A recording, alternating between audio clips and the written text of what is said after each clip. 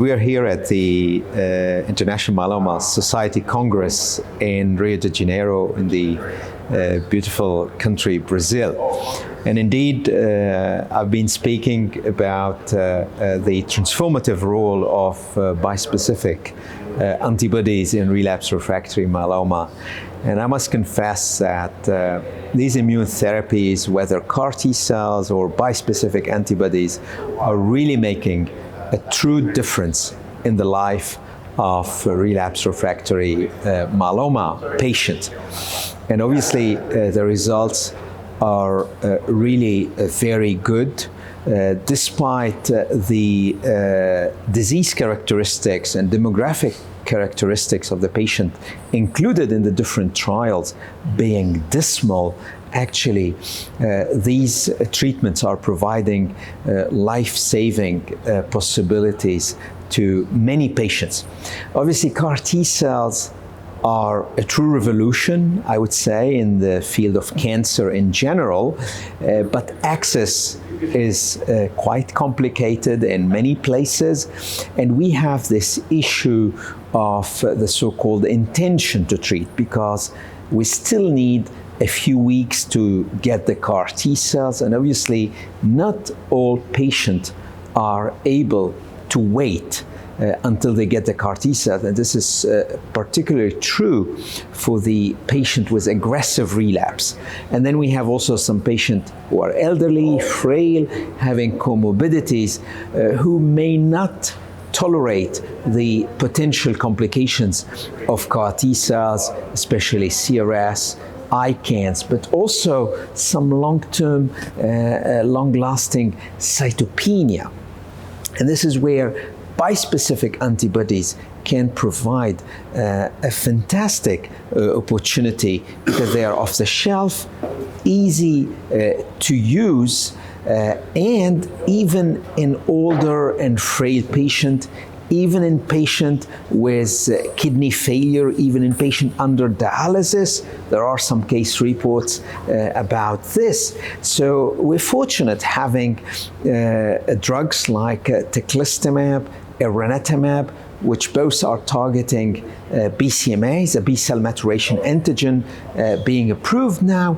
We have talquetamab targeting GPRC5D, which is also approved by FDA.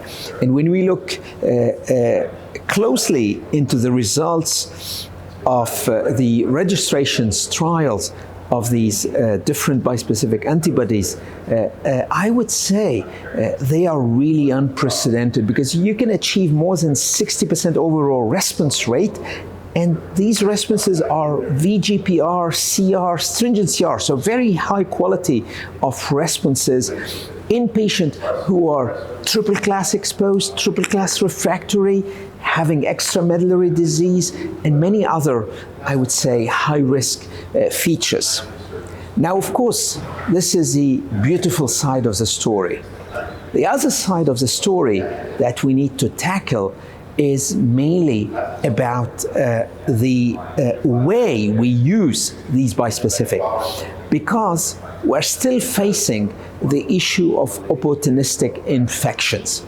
There are several explanations, especially when it comes to the anti-BCMA bispecifics, why we see these opportunistic infections, but definitely these patients require a very close monitoring, very effective preventive or prevention measures, but also supplementation with immunoglobulins to try to decrease the incidence of these severe opportunistic infections.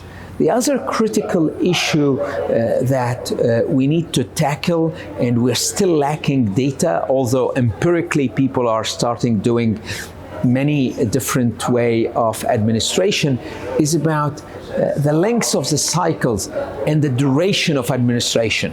And there is a big question mark whether you need weekly, twice monthly, monthly administration of these bispecific antibodies, especially if the patient have achieved VGPR or CR or stringent CR. So big question mark, and my personal feeling is that we will be more and more moving into longer cycles. But also the other question is about whether we should adopt continuous administration of bispecific antibodies or fixed duration. And in my opinion, the truth is maybe in between.